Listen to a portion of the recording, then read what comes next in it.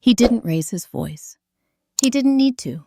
James Brooks simply opened the front door of the house on Lakeview Drive, looked at his wife and their 8-year-old son, and said 2 words, "Get out." It was January in Chicago. Naomi picked up Eli's backpack from the floor, took her son's hand, and walked into the cold. What James didn't know, what he had never bothered to find out, was that the woman he just pushed into the winter night held 2 patents that made his company worth $2 billion. And, in her mother's house across the city, a notebook with coffee stains and 11-year-old handwriting was already waiting to bury him. He didn't raise his voice. He didn't need to. James Brooks simply opened the front door of the house on Lakeview Drive, looked at his wife and their 8-year-old son, and said 2 words, "Get out." It was January in Chicago.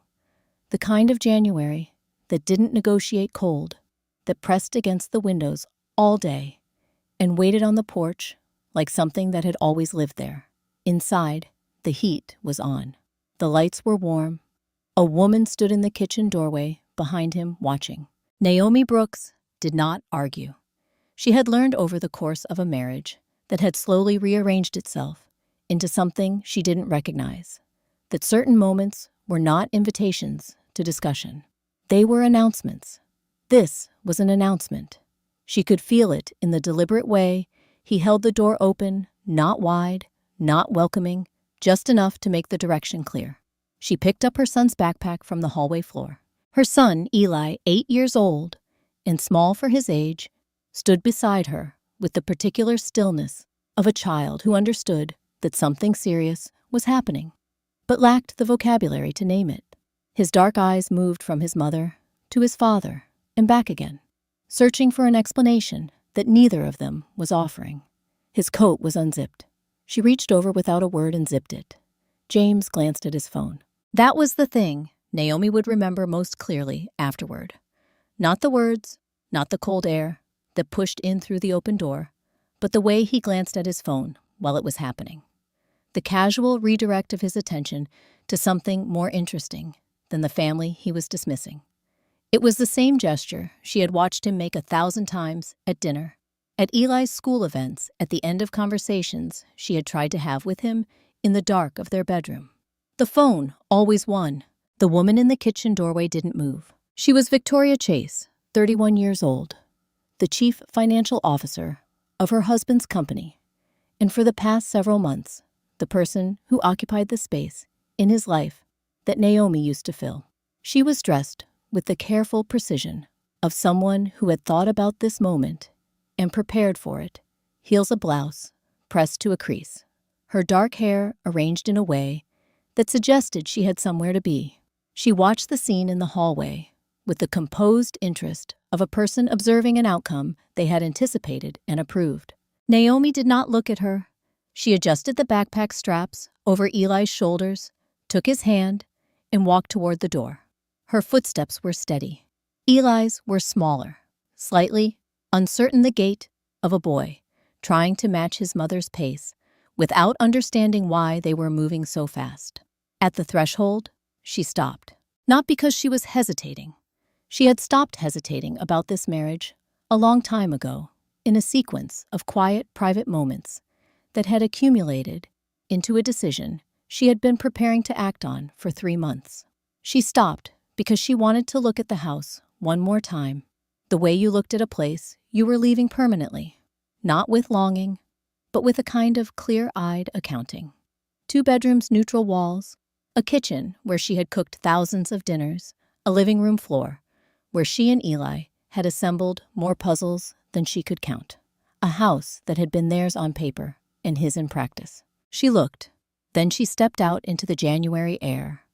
The cold arrived immediately, pressing against her face, finding the gap between her collar and her scarf, announcing itself with the specific authority of a Chicago winter that had no patience for sentiment.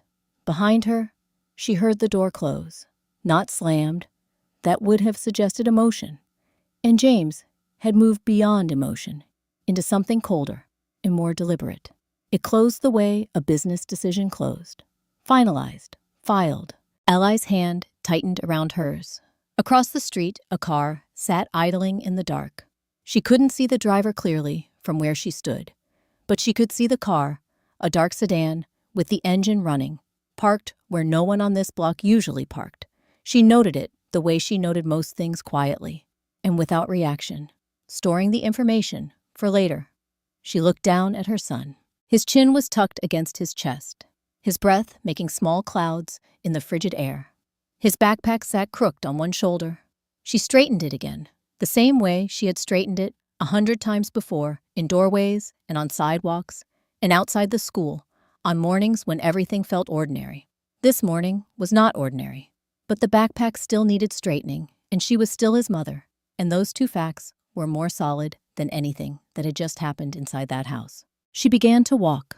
They moved down the front path and onto the sidewalk, their footsteps quiet against the cold concrete. The street was empty. The neighborhood was still.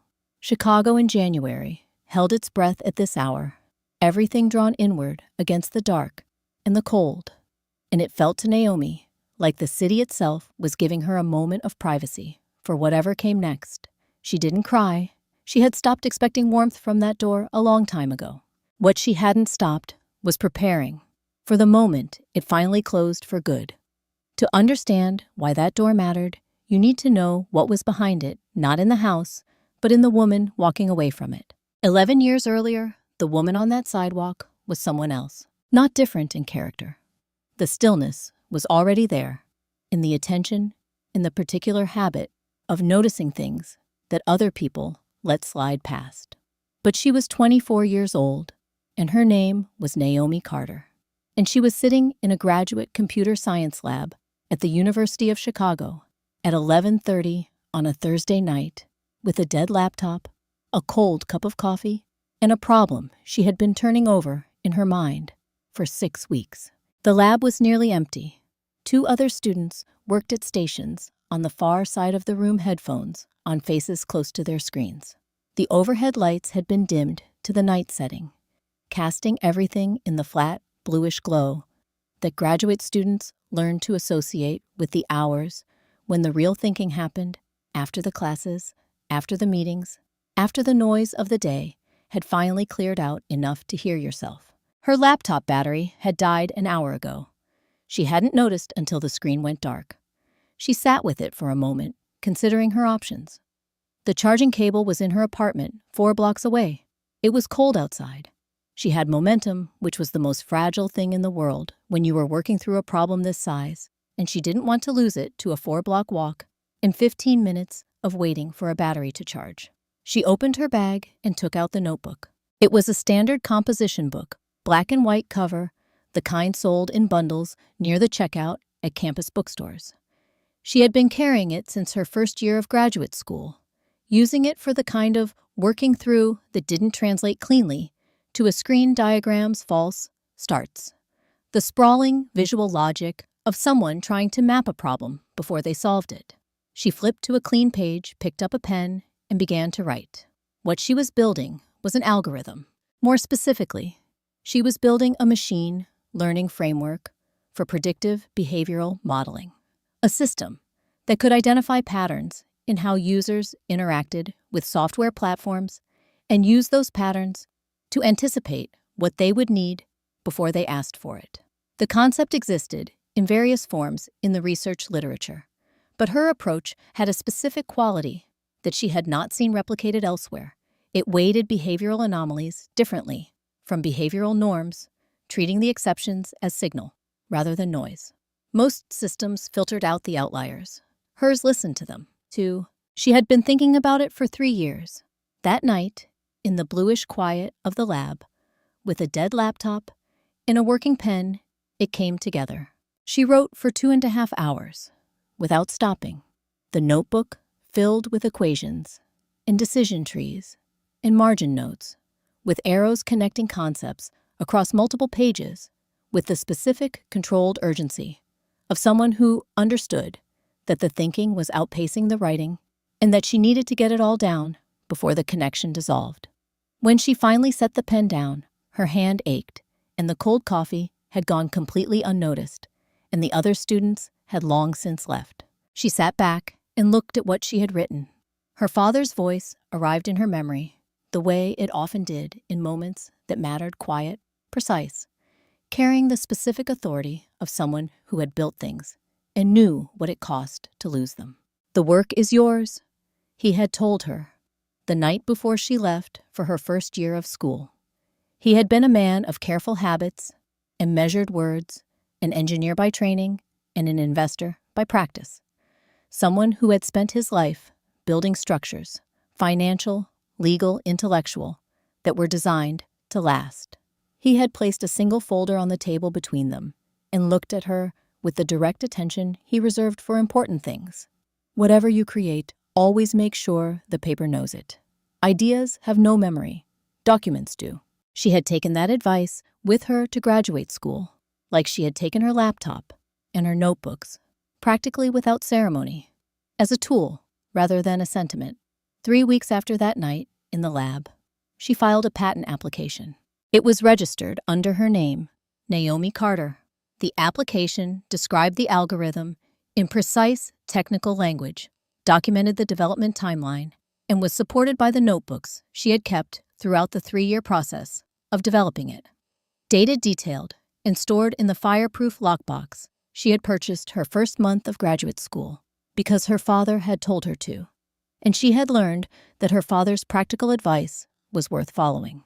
The patent was granted 14 months later. She barely celebrated. She was already thinking about the next problem. The first notebook had filled in 8 months, the initial framework, the foundational logic, the core of what the algorithm could do. By the time she started the second, she knew something had changed in what she was building. The first version was elegant. The second was going to be transformative. She could feel the difference the way you felt, the difference between a song you liked and a song that stayed with you for years. Not louder, not faster, just more true to something essential.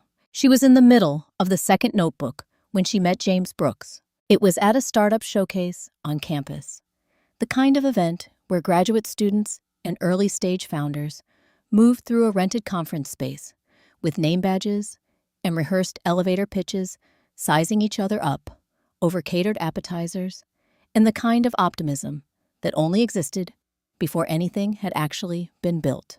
She had gone because her advisor had asked her to, and she had stayed because one of the presenters was talking about something that caught her attention. Not the pitch, which was polished in the way of pitches that had been given many times, but the idea underneath it. He was 30 years old, presenting without slides, talking about building software that was honest rather than impressive. He said the word honest 3 times in 4 minutes, which was either a habit or a conviction, and she found herself curious about which one it was.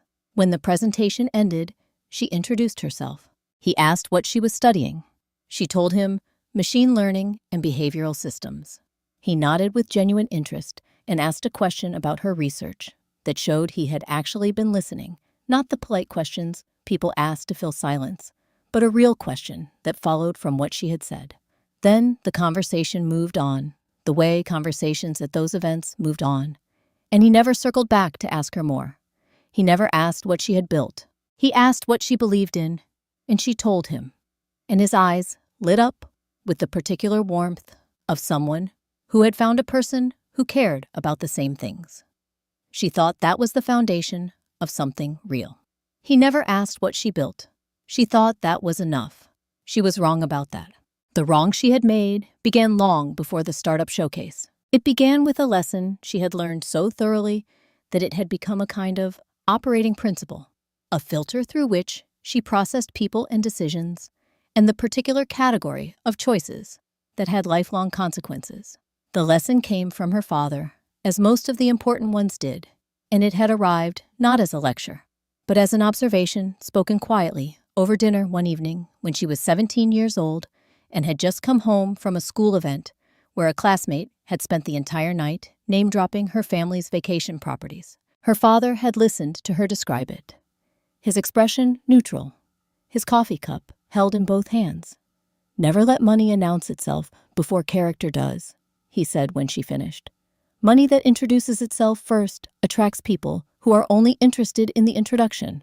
He was a man who had spent his adult life building things that were designed not to be seen, not out of shame or secrecy for its own sake, but out of the specific wisdom of someone who had watched over decades what happened to wealth that made itself visible too early.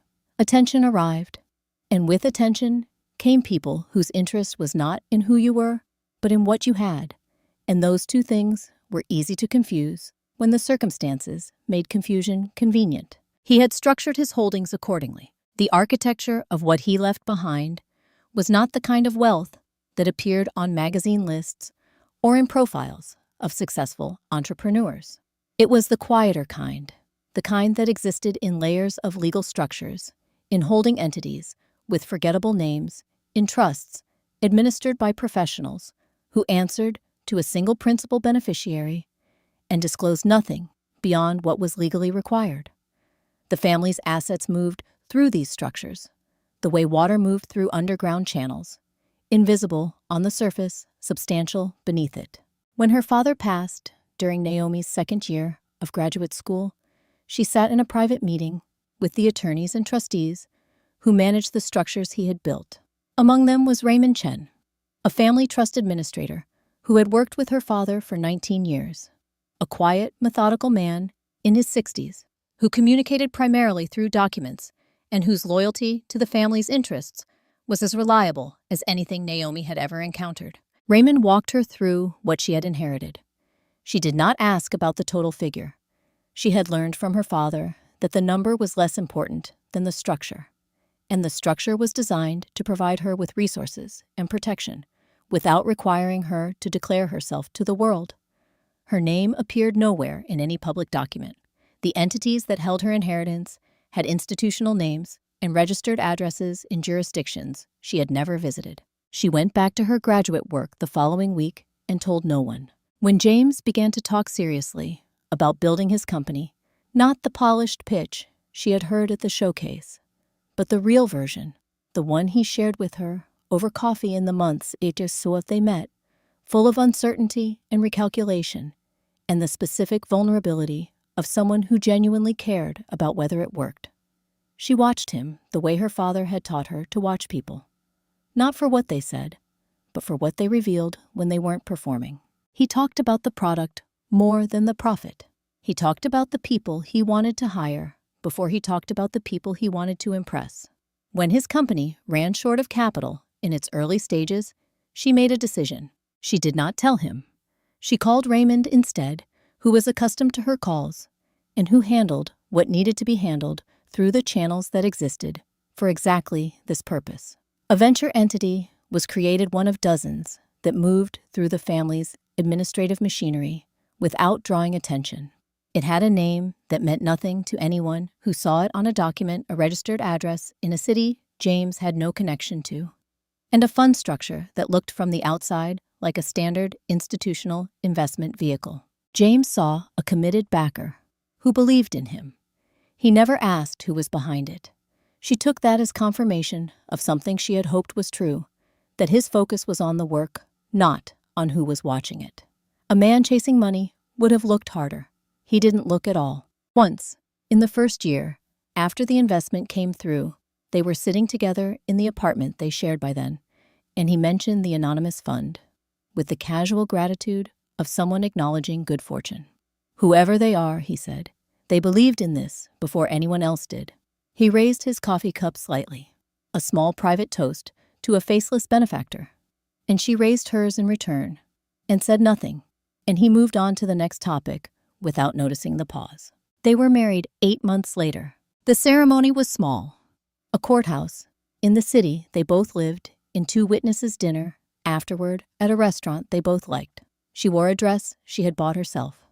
He wore the suit he used for investor meetings, which he had pressed specifically for the occasion, and which she found quietly endearing. He cried a little, which surprised her, and she held his hand through it, and for a while, everything she had chosen to keep private felt like exactly the right decision. After the wedding, Raymond updated certain internal documents to reflect her married name. The structures remained intact. The entities remained invisible. The architecture of everything she had inherited from her father continued to exist in the careful, layered way it had always existed, designed to protect her from people whose interest in her was actually an interest in what she held. She had never told James. Not because she wanted to deceive him, because she had grown up understanding that the gift of being loved without the announcement was worth more than the comfort of full disclosure. Her father had said it plainly. People who knew the number before they knew the person could never fully separate the two. She wanted to be known before the number entered the room. She still believed that was possible. She chose to keep the architecture of her inheritance private. Even from him, especially from him, change in a marriage rarely announced itself. It didn't arrive with a declaration or a confrontation or a single moment that could later be pointed to and named. It arrived in increments, a degree of warmth withdrawn here, a habit abandoned there, the slow accumulation of small absences that individually meant nothing and collectively meant everything. Naomi had watched it happen the way she watched most things carefully, without immediately reacting, storing the information, and waiting to understand what it added up to. Brooks Digital grew. In the first 2 years after the anonymous funding came through, the company moved from a 2-person operation in a shared workspace to a team of 30 in a proper office on the north side of the city. The product worked. The early users responded. Word moved through the right circles, and the right investors noticed, and the kind of press coverage that changed a founder's relationship with himself began to accumulate. James was photographed. James was quoted. James was invited to panels and conferences and dinners where important people decided who was worth knowing. He was worth knowing. The room agreed on it consistently, and he began to agree with the room. It was subtle at first, a slight expansion in the way he carried himself, a new quality in how he spoke about the company, less we and more I, less we're trying, and more I've built. Naomi noticed the shift in vocabulary before she noticed anything else, because vocabulary was where belief lived before it showed up in behavior. She said nothing. She had not yet decided what it meant. Eli was born in the 3rd year of the marriage, and for a while, the baby restructured everything. James was present in the way that men sometimes became present when something arrived that was undeniably real, and undeniably his, not his company, not his reputation, but a small person who had his eyes and Naomi's expression and no patience for performance. He came home for dinner. He sat on the floor. He learned the specific rhythm of an infant's needs and adjusted to it with a willingness that surprised Naomi and moved her more than she expected. For approximately 8 months, she thought the baby had reset something. Then the company needed him again, and the company won. The late nights returned first, then the missed dinners, then the calendar that had once been shared between them, synced and updated and consulted together, began to exist only on his devices, managed by someone else. She asked about a dinner they had planned, and he said he didn't remember confirming it, and she noticed that the invitation had been sent only to his work account, an account she no longer had visibility into. Victoria Chase joined Brooks Digital as its chief financial officer when Eli was 2 years old. She was 30 years old at the time, sharp-featured and self-possessed, with a professional history that read cleanly and references that checked out, and a quality in the way she moved through a room that suggested she had spent considerable time deciding how to be remembered in every space she entered. James had hired her after 3 interviews and a reference check, and he described her in the way he described all good hires, as someone who understood what the company needed before being told. The shared calendar stopped updating the week after she started. Naomi did not accuse. She observed. There was a difference, and she had learned it from her father, who had spent a career distinguishing between what he suspected and what he could demonstrate. Suspicion was a feeling. Evidence was a document. She was her father's daughter, and she was not prepared to act on a feeling. But she watched. She watched the way James's energy changed when his phone lit up with certain notifications, not the distracted buzz of a busy founder managing a growing company. but a different kind of attention, quicker and more private, the specific brightness of someone receiving something they had been waiting for. She watched the way he angled the screen away from her without appearing to the practiced casualness of a gesture rehearsed enough times to stop looking like a gesture. She watched the way he stopped looking at her when she spoke. It was Eli who named it. They were sitting together on the living room floor one evening, the three of them ostensibly watching a movie that Eli had chosen and that James was not watching. His phone lay in his hand screen up, and when it lit up, he looked at it with the expression Naomi had come to recognize: the private one, the quick one, the one that had nothing to do with the room he was sitting in. Eli watched his father's face. Then he turned to his mother with the directness of a child who had not yet learned to soften observations before offering them, and said in a voice pitched just above a whisper, "Why does Daddy look at his phone like that?" Naomi kept her eyes on the screen. "Like what, sweetheart? Like it's more interesting than us." The sentence landed without drama, the way true things often did, simply quietly, with a weight disproportionate to the words. Naomi put her arm around her son and pulled him close and said something gentle and redirecting, and he accepted it and turned back to the movie, and the evening continued. James had not heard, or had chosen not to.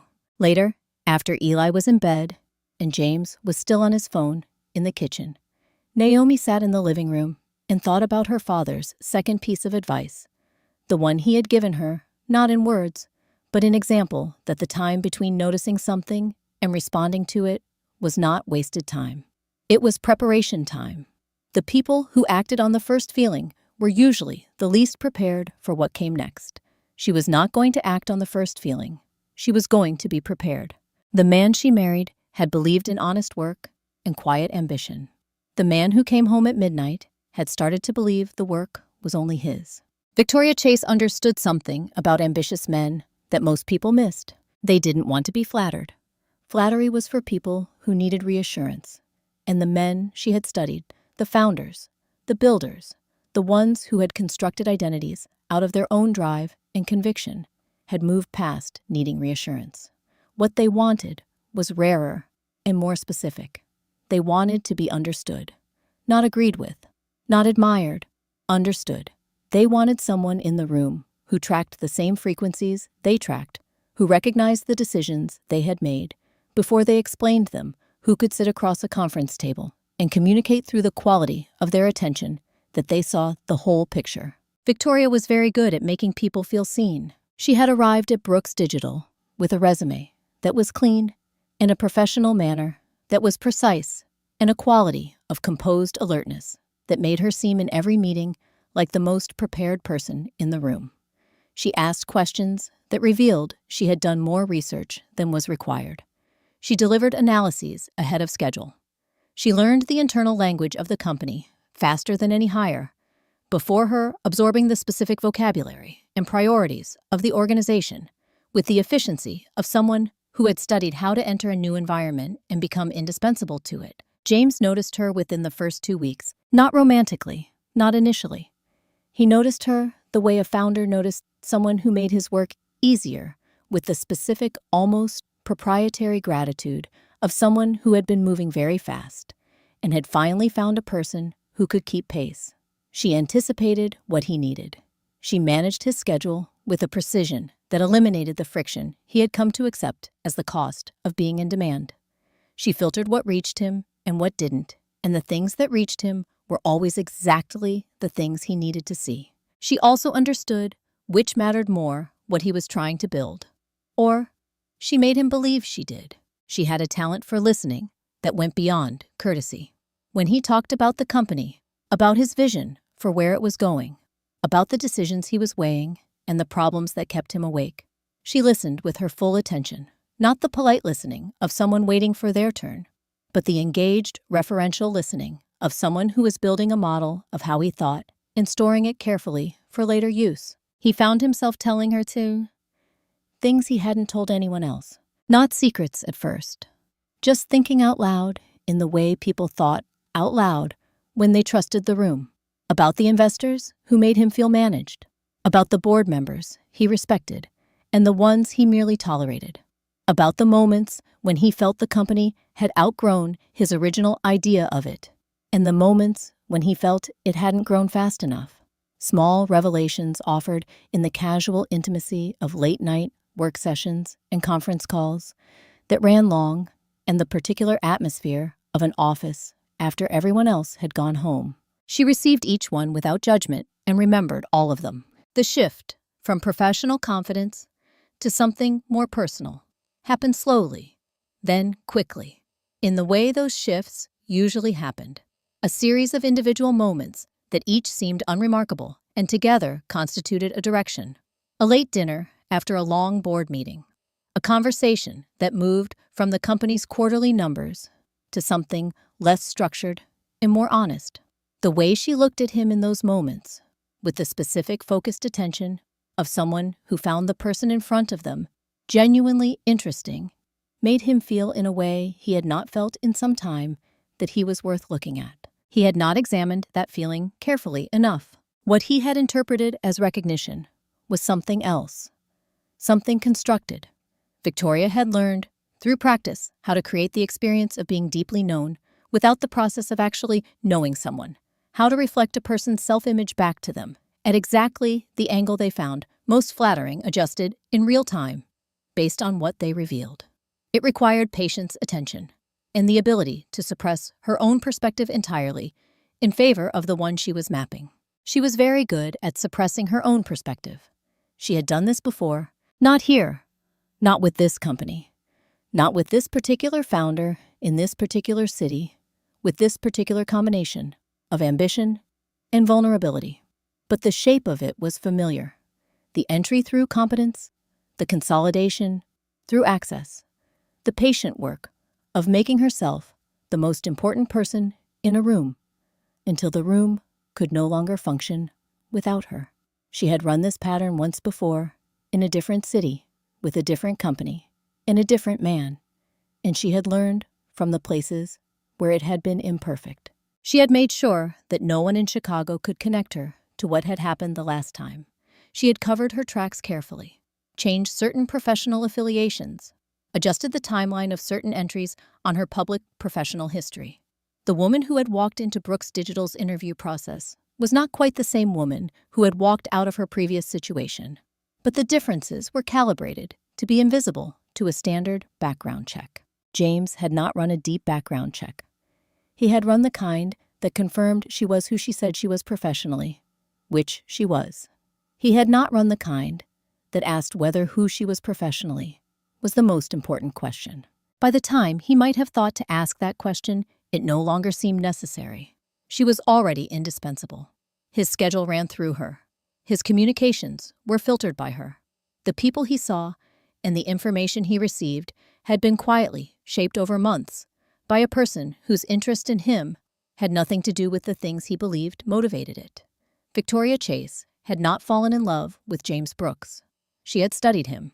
There was a difference, and James had never learned to see it. Raymond Chen called on a Tuesday morning in October, which was unusual. He communicated primarily through documents and secure digital transfers, had done so for 19 years, and his calls, when they came, carried the specific weight of things that could not wait for paper. Naomi was in the kitchen when her phone rang. Eli at school. The house quiet in the way it was quiet now in the mornings, which was different from the quiet of a house at peace and more like the quiet of a house holding its breath. She answered on the second ring. Raymond did not open with pleasantries. He was not a man who used pleasantries when the situation didn't call for them. And this situation, he explained in his measured and precise way, did not call for them. He had been conducting a routine review of SSEC pre-filing materials related to Brooks Digital's upcoming public offering, the kind of review his office performed quarterly on all entities connected to the family's holdings. In the course of that review, he had identified an irregularity, specifically a share transfer document bearing Naomi's signature that she had not signed. He read her the details in the same tone he used for everything flat, factual, stripped of interpretation. The document had been filed 3 weeks earlier through the company's legal channel. It transferred a significant percentage of her equity position to a newly created internal holding structure. The signature was a close approximation. Not identical to the samples in his files, but close enough to pass a casual review. Someone had created it specifically to pass a casual review. Naomi sat down at the kitchen table. She asked Raymond 2 questions. The first was whether the transfer had been processed. He said it had been initiated, but not finalized. It was in a pending state that required a secondary confirmation from the trust's administrative side, a confirmation that Raymond's office controlled and had not provided. That was why they had time. The second question was how long they had. Raymond said he estimated 4 to 6 weeks before the pending status would trigger an automatic follow-up from the company's filing attorney. Naomi thanked him and ended the call. She sat at the table for 3 minutes, which was the amount of time she allowed herself to absorb something, before she began to respond to it. Her father had taught her that too, not as a rule, but as an example in the way he had always sat quietly after receiving difficult information, his hands still, his expression neutral, the processing visible only in the quality of his attention. 3 minutes, then you move. She called attorney Linda Chen. Linda Chen, no relation to Raymond, was a litigator who specialized in intellectual property and corporate fraud, a woman in her late 40s with a reputation in Chicago's legal community for being methodical to a degree that opposing counsel sometimes found unsettling.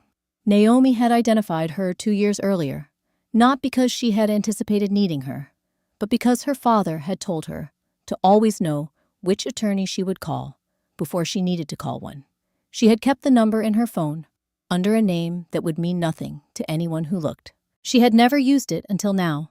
Chen listened without interrupting while Naomi laid out what Raymond had told her. When Naomi finished, Chen asked 7 questions, precise, sequential, each one building on the answer to the last, and then said she would need to review the documents and could have a preliminary assessment within 48 hours. She also said without being asked that Naomi should not change anything about her daily behavior. Not yet. Naomi called her mother that afternoon. Margaret Carter was 71 years old and lived in the house on the south side, where Naomi had grown up, a solid brick 2-flat that had been in the family for decades, and that Margaret maintained with the same quiet attention she brought to everything she considered worth maintaining. She had been a corporate attorney for 22 years before she retired, a detail she rarely mentioned and never deployed unless it became necessary. She answered the phone the way she answered most things, directly, without preamble. Naomi told her what had happened. There was a pause on the line, not of shock, but of the particular calibration of someone receiving information and organizing their response to it. I kept everything, Margaret said. Every document she ever created, every filing, every notebook, every piece of paper with a date on it. I have had it in a fireproof safe for 11 years. I told myself I'd never need to mention it. A brief pause. I'm glad I didn't throw it away. Naomi closed her eyes for a moment. Over the following 2 weeks, the pieces assembled themselves into a structure, not quickly, not dramatically, but with the methodical patience of people who understood that preparation was the only form of protection they could fully control. Chen reviewed the trust documents, the patent filings, the equity agreements. Raymond cross-referenced the share transfer against his own records and identified 2 additional irregularities that the first had obscured. A furnished apartment was arranged through one of the family's administrative entities, something modest, warm, in a neighborhood close to Eli's school, available immediately. Naomi did not tell James any of this. She came home in the evenings and made dinner. She helped Eli with his reading assignments and listened to him describe the things that mattered to him, a project at school, a friend's birthday, a question about whether dogs could tell time. She sat beside James at dinner when he was there, which was less often than it had been, and she said the appropriate things and maintained the surface of a household that was still functioning as designed. She was not performing normalcy. She was preserving it for Eli for as long as she could. At night, when the house was quiet, she reviewed documents on the laptop she kept in the bedroom closet, on a shelf, behind a stack of Eli's old school projects. She answered Chen's questions, She made notes. She was precise and organized and moved through the work with the focused attention of someone who understood exactly what was at stake and had decided that the most important thing she could do was be ready. She cooked dinner that night like nothing had changed. She kissed Eli goodnight. She waited, because the most dangerous move in any negotiation was the one the other side didn't see coming. The day began the way most days had begun in that house for the past year, with Eli's voice carrying down the hallway before anything else. He was awake at 7, which was his version of sleeping in, and he had opinions about breakfast that he delivered with the focused energy of a child who had thought about them since approximately 6:45. He wanted the cereal with the blue box, not the other one. He had a permission slip for a school trip that needed to be signed, which he had forgotten to mention until this moment, and which he now presented as a matter of some urgency. He reported, packed his own backpack, which he considered a significant personal achievement, deserving of acknowledgement. Naomi signed the permission slip and acknowledged the backpack and made him the cereal in the blue box. She moved through this morning the way she had moved through the previous 3 months of mornings, with the deliberate, practiced calm of someone who had a plan and was keeping it close and was not going to let the anxiety of waiting show in the places where Eli could see it. She braided his hair while he ate. She found his missing sneaker under the couch. She walked him to the corner where the school bus stopped and stood there until the bus pulled away, and when it did, she held the cold air in her lungs for a moment and let it out slowly. She went back to the house and waited. James arrived at 4 in the afternoon, which was earlier than he had come home in weeks. Naomi heard the car in the driveway before she heard the door, and she heard the door before she heard voices, and the voices told her everything she needed to know about the shape of the afternoon before it had properly begun. 2 sets of footsteps on the front path, his and someone else's. Eli had gotten home from school 20 minutes earlier and was at the kitchen table with a drawing project, his backpack dropped by the front door, in the specific way of a child who had decided the hallway was a reasonable final destination for things he was no longer carrying. When the front door opened, he looked up with the instant, uncomplicated brightness of a child who had not yet learned to moderate his happiness about his father's arrival. He slid off his chair and ran to the front hall. James was already moving through it, jacket on, phone in hand, the brisk forward momentum of a man who had arrived somewhere for a purpose and was not pausing for peripheral things. He glanced at his son. He said, "Hey," in the distracted tone he used now for most things that weren't the company. He kept moving. Eli stopped in the middle of the hallway. He looked at the place where his father had been, and then at the direction his father had gone, and something passed across his face, not hurt exactly, but the particular recalibration of a child who had expected one thing and received another, and was quietly adjusting his model of how the afternoon was going to go. He turned and went back to the kitchen without saying anything. Victoria followed James inside. She was dressed the way she was always dressed when she came to the house, which had become, in recent months, something that happened with a regularity that required no explanation from James, and received none. She carried a leather portfolio folder and moved through the front hall with the ease of someone who had stopped thinking of herself as a guest. She did not look at Eli. She did not look at the family photograph on the wall. She looked straight ahead toward the living room, toward the direction James had gone. Naomi was standing in the kitchen doorway. They looked at each other for approximately 2 seconds, the specific, calibrated look of 2 women who understood exactly what the other one knew and had made separate decisions about what to do with that knowledge. Then, Victoria moved past her without speaking. The conversation that followed was short. James stood in the center of the living room, and the version of him that stood there was not the version Naomi had observed in other difficult conversations, not the distracted founder, not the impatient husband. This version was deliberate, prepared. He had decided something before he walked through the door, and he had come home to execute the decision. And he was not interested in the kind of back and forth that preceded decisions that hadn't been made yet. He said the apartment no longer worked for both of them. He said things had changed, and she knew they had changed, and there was no point in pretending otherwise. He said he needed her to take Eli and find somewhere else to be for a while, and he said it in the tone of someone describing a logistics adjustment, rather than the dismantling of a household. He said the house was in his name, a detail he had never mentioned before, and which arrived now with the specific precision of something that had been held in reserve for this moment. Naomi listened to all of it without interrupting. When he finished, she walked to the hallway. She picked up Eli's backpack from the floor. It was heavier than usual, she noticed, because Eli had packed it himself that morning and had made decisions about what to include based on criteria only an 8-year-old understood. She would discover later what one of those inclusions had been. At the time, she simply adjusted the weight of the bag in her hand and walked to Eli's room. She told him they were going to visit Grandma Margaret. He asked if he could bring his drawing project, and she said yes, and he put it in the backpack that she was already holding, and together they came back down the hallway and past the living room where James stood, and through the front door that he opened without ceremony, and into the January air that arrived like a wall. Victoria stood in the doorway behind him and watched them go. The door closed, not slammed, not with any of the emotional weight that the moment might have seemed to call for.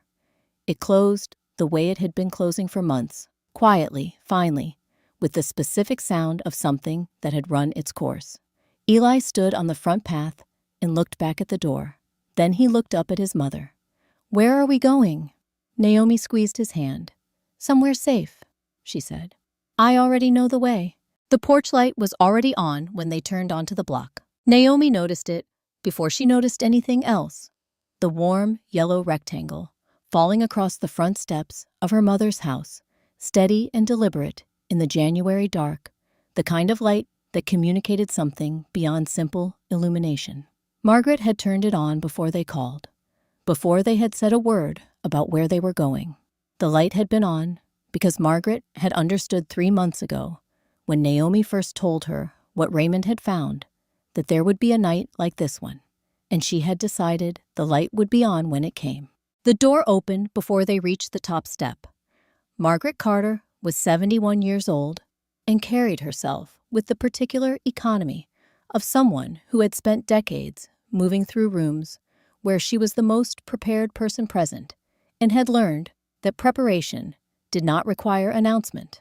She was in a cardigan and reading glasses, and she held the door wide without theatrics, and when she looked at Naomi, her expression was not surprised. It was ready. She looked down at Eli.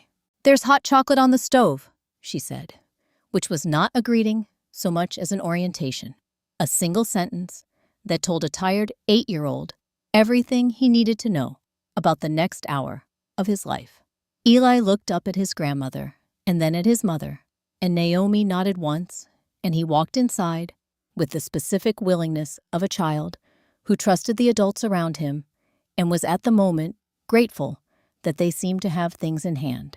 Margaret showed him to the back bedroom. It was the room Naomi had slept in growing up, and it still held the particular quality of spaces that had been maintained rather than preserved. The quilt on the bed was the same one, clean and properly kept, and there was a small lamp on the nightstand that put out a warm amber light, and on the shelf above the bed, Margaret had placed a stack of the chapter books that Eli had been working through on previous visits. Not randomly, she had put thought into which ones. Eli climbed onto the bed with his backpack, found the next book in the series he had been reading, and was absorbed within 4 minutes. Naomi stood in the doorway and watched him settle. She watched the way his shoulders dropped when he leaned back against the pillow, the way the tension that had been living in his small body since the front hall of the house on Lakeview Drive began incrementally to let go. Children carried things in their bodies before they carried them in their minds. And what Eli's body had been carrying since his father had said hey and kept walking was something that needed a warm room and a familiar book and the knowledge that the adults in the next room were handling it. She pulled the door halfway closed and went to the kitchen. Margaret was already at the table. The folder was in front of her, Not placed in the moment, Naomi understood, but retrieved earlier, probably when Naomi had called from the car. It sat in the center of the table with the quiet authority of something that had been waiting a long time to be used. It was thick and organized, tabbed with colored markers, the kind of filing system that a former corporate attorney built when she intended the contents to be found quickly under pressure. Naomi sat down across from her mother. "Everything is here," Margaret said, opening the folder to the first section. "Every page, every date." She turned through the tabs. As she spoke, original patent filings development notebooks with dated entries, correspondence with the patent office filing confirmations, every piece of paper that documented the creation and registration of work that Naomi had done before the marriage and during it. "I've been maintaining this since the first filing. When you got married, I added the updated trust documents. When you filed the second application, I added that as well." She looked up from the folder. "I didn't tell you because I didn't want you to feel like I was waiting for something to go wrong," she said. "I just wanted to make sure that if it did, the record was there." Naomi's phone rang. She set it on the table between them and answered on speaker. Attorney Linda Chen joined from her office, her voice carrying the specific quality of someone who had reviewed everything she needed to review and was ready to move. She confirmed that Raymond's additional findings had been folded into the filing package.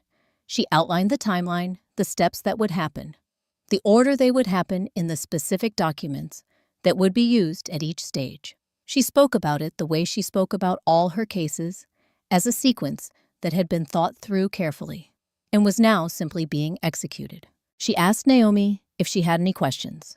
Naomi had 3. Chen answered all of them in a way that satisfied all of them.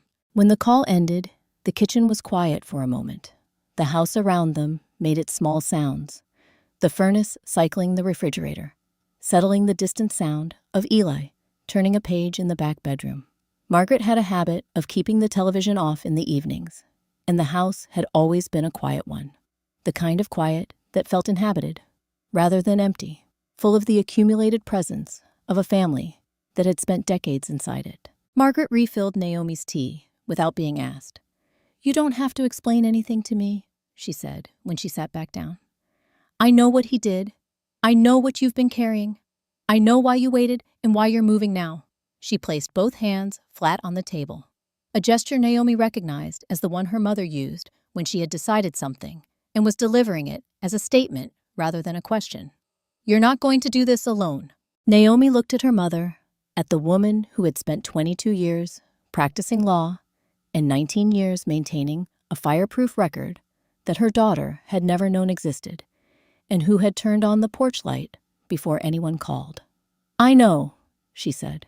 Margaret nodded once and reached across to close the folder. On the cover, in the bottom right corner, in her mother's neat handwriting, was a label that read, "Carter N. Full Record, not Brooks. Carter." The name she had been born with, and the name on every document that mattered. Margaret had kept 11 years of documents in a fireproof safe behind a watercolor painting of Lake Michigan. She had never told Naomi it existed. "I hoped you'd never need it," she said. "But I knew you might." Children explored the way water moved along whatever path was available, filling spaces without intention, going where they went, because that was where they went. Eli had been at his grandmother's house for 3 days, and in those 3 days, he had developed a thorough working knowledge of its geography that no adult had planned or facilitated. He knew which drawer in the kitchen stuck and required a specific angle to open. He knew that the 3rd stair from the bottom made a sound, and the 7th one didn't, which was useful information. For a variety of reasons, he was still assessing. He knew that the back bedroom where he slept had a closet with a high shelf that held boxes he couldn't reach yet, but intended to investigate when the opportunity presented itself. He also knew, because he had found it on the 2nd day, that there was a framed photograph on the small shelf in the hallway outside the bathroom. Not one of the large family photos on the living room wall, but a smaller one, in a plain wooden frame that had gone slightly dark with age. It showed a young woman sitting at a desk in a room full of bookshelves, her head bent over something she was writing, completely absorbed. He had recognized her immediately. "That's Mom," he told Margaret when he found her in the kitchen that afternoon. Margaret looked up from what she was doing and then came to look at the photograph with him. "It is," she said. She was 24 in that picture, working on something important. What was she working on? Margaret considers this for a moment, the particular consideration of a person deciding not whether to answer, but how much of the answer to give. Something she built, she said. Something that started with a notebook and a pen and her own thinking. Eli looked at the photograph for another moment. "Can I see it?" Margaret studied him, this small, serious-eyed child, who asked questions the way his mother asked questions directly and without decoration. Then she went to the living room, to the shelf beside the bookcase, and returned with a composition notebook, black and white cover, soft with handling. She sat down on the couch, and he climbed up beside her, and she opened it. The pages were dense with writing and diagrams, equations and arrows, and careful notes in handwriting that Eli recognized as his mother's, but smaller, faster, more urgent than the handwriting she used when she helped him with school. There were dates in the upper corners of each page. There were small drawings in the margins that looked like maps of something he didn't have a name for yet. The pages smelled faintly of age and something else coffee, or the specific accumulated smell of years of careful keeping. "She wrote all of this?" Eli asked. "She did," Margaret said. "A long time before you were born, when she was figuring out how something worked." "What somethings?" "The thing that makes the computer understand what people need before they ask for it." Margaret said it plainly, without simplification, in the way she addressed all of Eli's questions, as if he were capable of handling the actual answer, which in her experience he generally was. "She invented it. It's called a patent. That means the idea is hers officially, and it has her name on it." Eli absorbed this with the concentrated stillness he used for information that was going to require more thinking. He looked at the notebook in his grandmother's hands. He thought about his mother at the kitchen table on Lakeview Drive, her laptop open late at night, her tea going cold while she worked. He had always known she was working. He had not known what it meant. "I made something, too," he said after a moment. "I made a drawing. For art class. I want to show you." He slid off the couch and went to the back bedroom to get his backpack. He returned with it unzipped and held it upside down over the coffee table in the specific manner of an 8-year-old who had decided that emptying the bag entirely was the most efficient way to find the thing he was looking for. The contents arrived in the scattered sequence of a child's priorities: a library book, 3 days overdue, 2 pencils with broken erasers, a granola bar wrapper he had apparently kept for reasons unknown, a small rubber dinosaur, the drawing he had been looking for folded carefully in half, and a notebook that was not his. It was small and dark blue, a pocket-sized composition book, and it landed face down on the coffee table and slid slightly toward the edge before stopping. Eli didn't look at it. He had found what he was looking for and was already holding out his drawing, a crayon scene of a house with a tree and 2 people standing in the yard for his grandmother's review. Margaret looked at the drawing. Then she looked at the notebook. She picked it up without speaking and turned it to the cover. What she saw there was a name, James's name written in his handwriting, on the inside front cover, the way people wrote their names in things they didn't want misplaced. She turned to the first page, then the second. She read in the way she had always read things that required reading steadily, without reacting the professional stillness of someone building a complete picture before she responded to any part of it. By the 3rd page, she understood what she was holding. By the 5th, she understood why it mattered. It was a planning document, not formal, not typed, but handwritten in the specific shorthand of someone thinking through a problem they considered solved and were now mapping the execution of. It named dates. It named the share transfer. It named a second party and described her role in terms that left no reasonable interpretation. It described timing and described outcomes and described the expected state of certain things after certain other things had been done. It was in the language that Linda Chen would later use when Margaret called her, that evening, a written record of intent, which was in the language of the law, something considerably more serious than circumstantial evidence. Margaret set it on the coffee table. Eli was explaining his drawing. The two people in the yard were supposed to be himself and his mother, he said, and the tree was the one outside his school that had a branch low enough to climb, and he had given them both red coats because it was winter. Margaret listened to him describe it. She said it was very good, which it was, and she asked the right questions about the tree and the coats, and she kept her expression the same. When Eli went back to his room to find the next book in his series, she picked up her phone and called Chen. Chen answered on the second ring. "I have something," Margaret said. "You need to hear it tonight." Eli had carried it in his backpack for 3 days, not knowing what it was. Just knowing it seemed important. He had been right. The full picture took 4 days to assemble. Chen worked the way she always worked, methodically, without shortcuts, in the order that the evidence presented itself, rather than the order that would have been most satisfying to her own theories. She had learned early in her career that the lawyers who worked backward from a conclusion they wanted to reach were the ones who got surprised in courtrooms, and she had not been surprised in a courtroom in 14 years. She did not intend to start now. She began with what they had.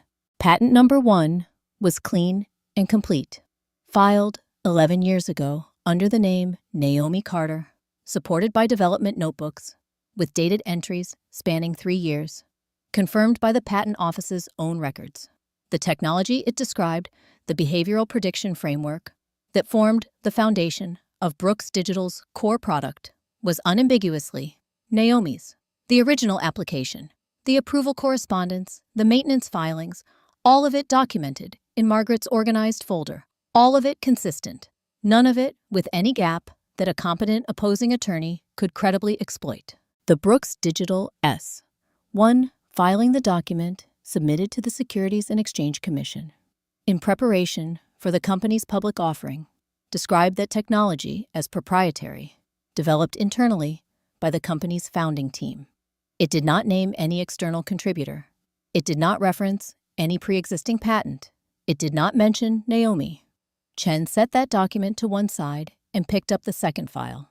The second patent had come to her attention through Raymond's review, a filing that had surfaced in the cross-referencing of trust documents and intellectual property records, one that Naomi had made during the marriage, and that had existed until Raymond flagged it in the quiet administrative machinery of the family's records without anyone having occasion to discuss it in the context of the company.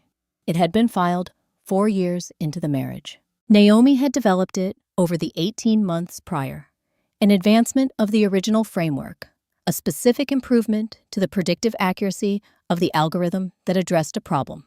The first version had handled adequately, but not elegantly. She had filed it the way she filed everything under her own name, through the same patent attorney she had used for the first application with the same supporting documentation. It had been granted. It sat in the same fireproof safe as the first. James had never known it existed. This was not because Naomi had concealed it from him. It was because he had stopped asking about her work approximately 2 years into the marriage, and she had stopped offering information he had given no indication he wanted. And in the space created by that mutual silence, she had continued doing what she had always done, building, documenting, keeping the paper record current. What the second patent described was not a minor refinement. Chen had retained a technical consultant, a software engineer with experience in machine learning and intellectual property valuation, to assess its significance within the context of Brooks Digital's current product line.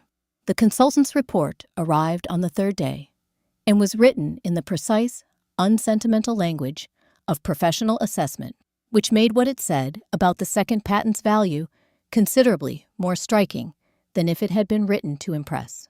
The second patent, the consultant concluded, was the critical component of Brooks Digital's newest product line, the suite of features that distinguished the current version of the platform from its earlier iterations, and that had been responsible, according to the company's own investor communications, for the revenue growth that justified a $2 billion valuation. Without the second patent, the consultant estimated the company's defensible valuation reverted to approximately $400 million. Chen read the number twice. Then she read this one filing again, specifically the section that described the company's intellectual property holdings. The second patent was listed there, not attributed to Naomi, not attributed to any external source, listed as company-developed technology, part of the internal innovation pipeline, proprietary to Brooks Digital. It was not proprietary to Brooks Digital. It belonged to Naomi Carter, now Naomi Brooks, the wife who had been told to leave and had left, and had taken an 8-year-old boy and a backpack into a January night, while the man who filed that document made dinner plans with the woman who had helped him file it. Chen called Raymond. Raymond confirmed through his review of the pre-filing documents that Victoria Chase, as Chief Financial Officer, had been the internal signatory on the intellectual property disclosure package. She had signed off on the categorization of both patents as internally developed. She had signed off on it knowing that the categorization was false, because the due diligence that would have established the true ownership had been available to her and had not been performed or had been performed, and the results had been suppressed. Either interpretation led to the same legal conclusion. Chen spent the 4th day drafting the complaint. It was long and specific and referenced statute numbers with the particular confidence of a document that had been written by someone who had reviewed the evidence before committing to the language. It described the false statements in the S1. It described the ownership of the patents and the documentation that established that ownership. It described the forged share transfer and the planning document that Eli had carried in his backpack without knowing what it was. When she shared the draft with Naomi that evening, she walked through each section in the focused, unhurried manner she used when she wanted a client to understand exactly what they were agreeing to pursue. Naomi read every page. She asked 4 questions. Chen answered them. When the last one was answered, Naomi looked at the document for a moment and then looked at Chen. "How solid is it?" she asked. Chen considered the question with the honesty she applied to all assessments that mattered. "The patent ownership is airtight," she said. "The false filing is documented. The planning document establishes intent. The share transfer establishes action. Taken together," she paused. "I've taken cases to trial on less, considerably less." Naomi nodded once. "Then let's proceed," she said.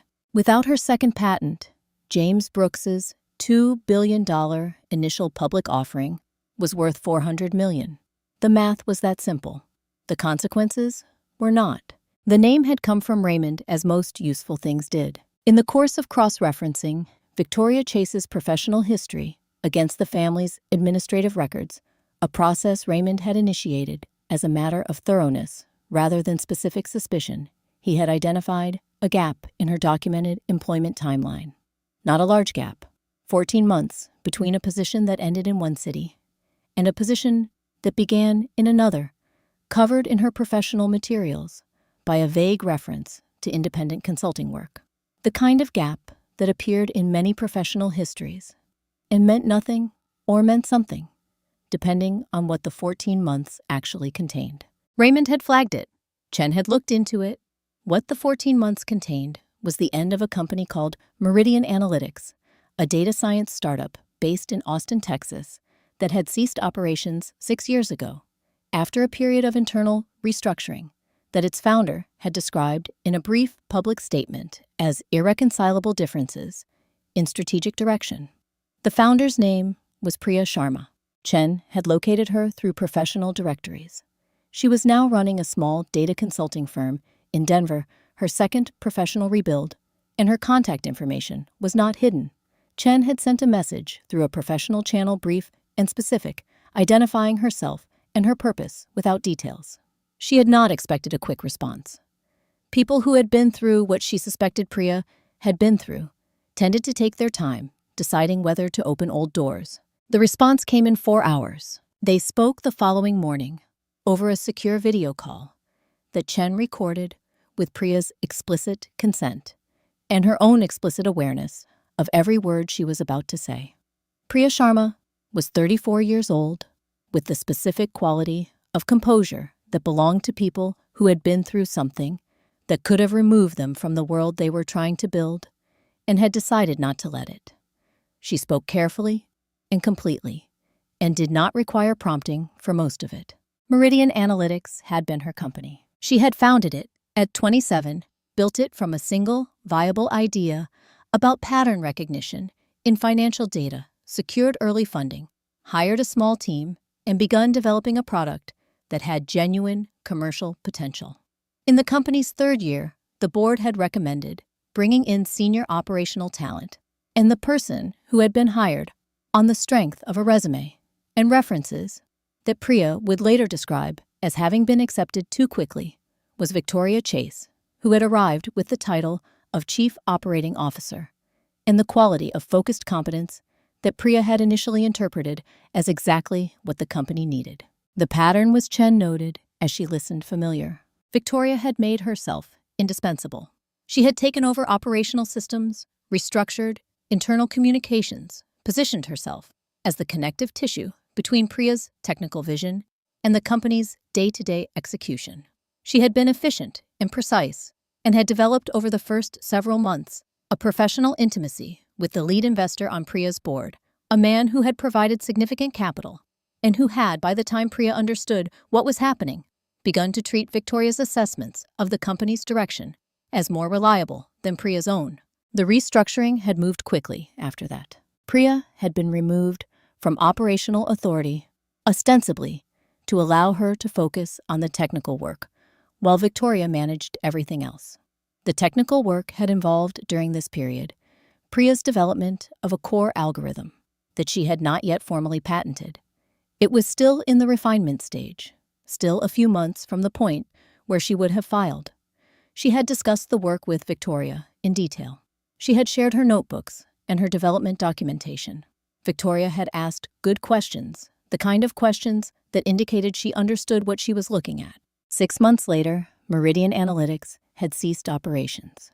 8 months after that, a patent application had been filed, not by Priya and not under her name, describing a behavioral pattern recognition algorithm for financial data applications that was in Priya's assessment her work. She had consulted an attorney.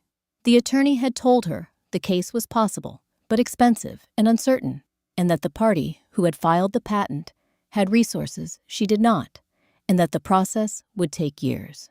Priya had been 29 years old, out of money, and trying to determine how to keep paying her team's final severance. She had made the calculation that rebuilding was more survivable than fighting, and she had rebuilt, and she had told herself that she would never go back to it. "I've thought about it every year since," she told Chen. "Every time I file anything, every time I hire anyone, I think about it. I check every reference twice. I read every contract 3 times. She paused. "I became someone I wasn't before because of what happened." Chen asked whether she would be willing to testify. Priya's expression shifted in the way of someone who had been carrying something for a long time and was being asked if they wanted to set it down. "In front of who?" she asked. Chen told her. She described Naomi and the patents and the forged share transfer. She described Eli. She did not editorialize. She simply laid out the facts in the clear, sequential way she laid out all facts and let Priya hear them. She had not finished the last sentence when Priya said yes. The SynthCore connection emerged 4 days later through a forensic review of corporate records that Chen's investigative associate had requested from the relevant jurisdictions. SynthCore Technologies was Brooks Digital's largest direct competitor, a company that had been attempting to acquire or replicate certain aspects of Brooks Digital's technology for 3 years without success. The connection between SynthCore and Victoria Chase was not direct. It ran through 2 intermediary entities and a consulting arrangement that had been structured specifically to avoid appearing in standard professional disclosures. Chen brought the finding to Raymond and then to Naomi. Raymond's response was a single sentence: "That changes the criminal exposure significantly." Chen's response was to file an additional complaint with the SEC the following morning, referencing the corporate espionage angle and the SynthCore connection, and requesting an immediate investigation into the potential compromise of material non-public information related to the Brooks Digital public offering. The SEC assigned an investigator the same afternoon. Priya Sharma had rebuilt her life from nothing twice. She had sworn she would never speak publicly about what happened. Then, Chen had told her about Naomi and Eli. She said yes before the sentence was finished. The hearing was scheduled for 9 in the morning, which meant James arrived at 8:45. He came with his attorney, a senior partner at a downtown firm whose hourly rate communicated that his clients expected to win, and with the specific composure of a man who had spent the previous 3 weeks being told by multiple people that his position was defensible. The divorce itself was straightforward, they had assured him. Asset division in cases like this followed predictable patterns. He had the house title. He had the company in his name. He had his attorney had explained with the careful confidence of someone who had handled 36 cases like this one, a strong foundation. He wore a suit that conveyed confidence without appearing to try. He sat down at the respondent's table, arranged his materials, checked his phone once, and put it away. The courtroom was a standard federal family courtroom, wood paneling, fluorescent lighting, adjusted to approximate warmth, the ambient quiet of a space designed to contain important things without drawing attention to itself. It was not the kind of room that impressed him. He had been in better rooms. Naomi arrived 2 minutes later. She came in with Chen, who moved the way she always moved in professional settings, with the economy and precision of someone whose attention was entirely on the work in front of her. Naomi wore a dark gray suit and carried nothing except a slim leather portfolio that she set on the table without looking around the room. She sat down. She did not look at James. James looked at her. It was the first time he had seen her since the door closed on Lakeview Drive, and what he observed in the brief moment before he redirected his attention was something that unsettled him in a way he couldn't immediately name. Not anger, not distress, not the performance of either. She looked from across the room like someone who had finished waiting for something and was now simply present for what came next. He found that quality in the moment more difficult to interpret than emotion would have been. He redirected his attention to his documents. The judge entered at 9:02, and the procedural formalities moved through their sequence with the efficient inevitability of a process that had been run thousands of times and required nothing from the participants except their physical presence and their signatures where indicated. James followed along. His attorney made notes. The standard disclosures were referenced. The timeline for the proceedings was established. Then the clerk began distributing the sealed financial disclosure packages. James accepted his without looking up.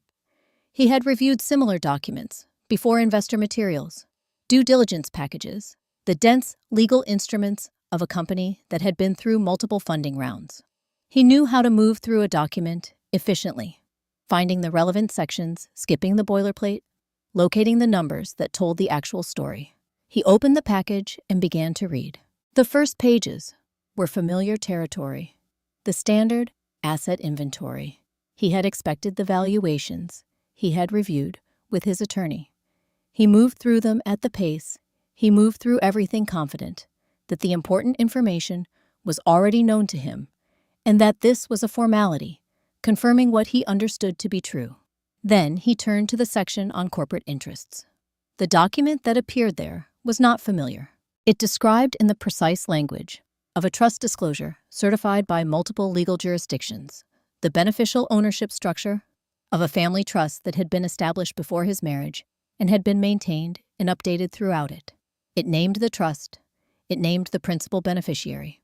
It described the trust's holdings, the equity positions, the investment vehicles, the specific entities through which the family's assets moved through the world without announcing themselves. And then it described the trust's position in Brooks Digital, not as a minor investor, not as one of the institutional backers he had always understood, as faces he hadn't bothered to put to names, as the controlling beneficial interest holder, as the entity whose position, combined with the intellectual property rights that attached to it, constituted the foundational ownership of the company in a way that no subsequent equity arrangement had displaced. He read the name on the document. He read it again. His hands, which had been moving through the pages with the automatic confidence of a man performing a familiar task, stopped.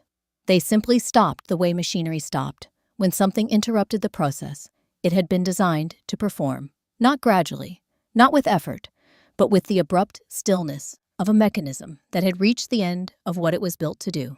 The name on the document was his wife's, not her married name, her full legal name as recorded across all the relevant jurisdictions. Naomi Carter, Brooks' principal beneficiary of the Hale Holdings Legacy Trust, controlling interest holder in the entity that held the position his anonymous institutional backer had always occupied. He sat very still. His attorney leaned slightly toward him and said something in a low voice. James did not respond.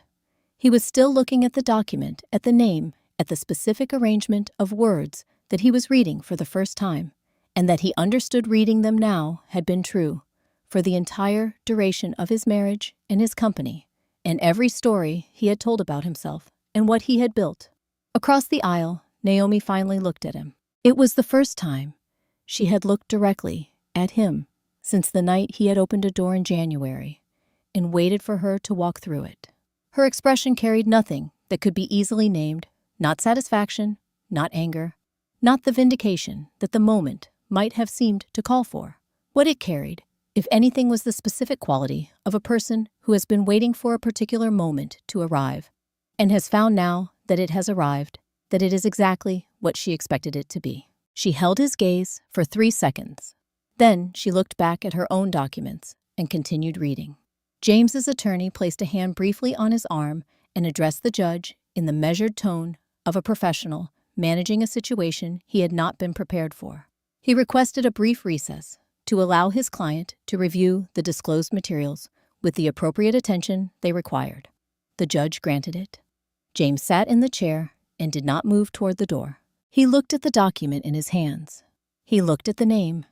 He looked at the company that had been the center of his identity for 8 years, and he began, for the first time, to understand that the story he had been telling about it had been missing its most important character. James Brooks had built what he believed was his company. He had never considered that belief might require proof. James's legal team had spent the recess preparing an argument.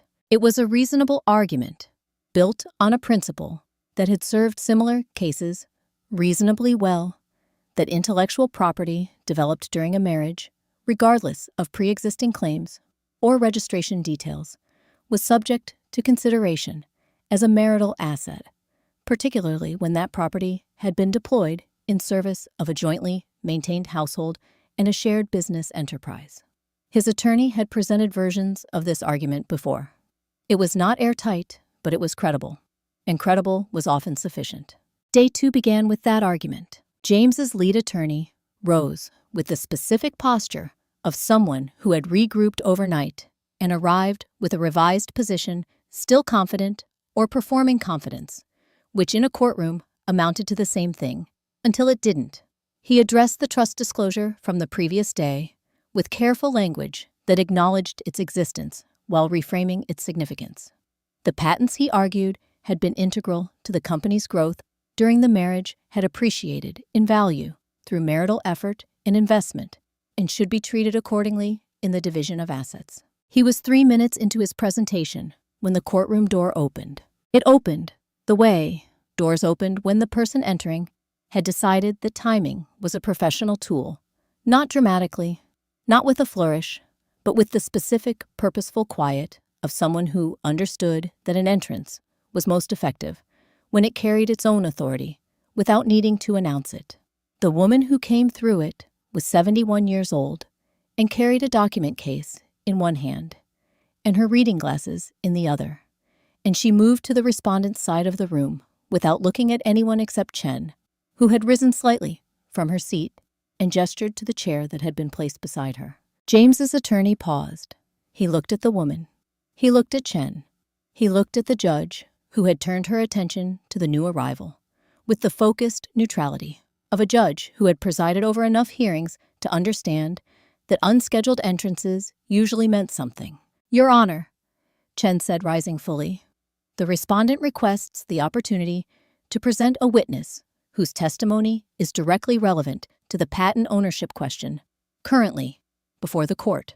This is Margaret Carter, a retired corporate attorney of 22 years, who maintained the original development records for both patents in question and is prepared to speak to their origin and documentation. James's attorney said, with the careful control of a man who was recalibrating in real time, that he had not been informed of this witness. "The witness became available to us late yesterday," Chen said, which was accurate, if not the complete account of what late yesterday had involved. The judge looked at James's attorney. She gave him the opportunity to object formally. He made a procedural objection. She acknowledged it and overruled it on the grounds that the testimony was directly responsive to the argument he had spent the last 3 minutes making, which made its exclusion difficult to justify, without appearing to avoid the very evidence his argument was designed to address. Margaret took the seat Chen had indicated. She did not look at James. She arranged her document case on the table in front of her with the unhurried precision of someone who had done this in courtrooms before and did not require the drama of the moment to understand its significance. She opened it.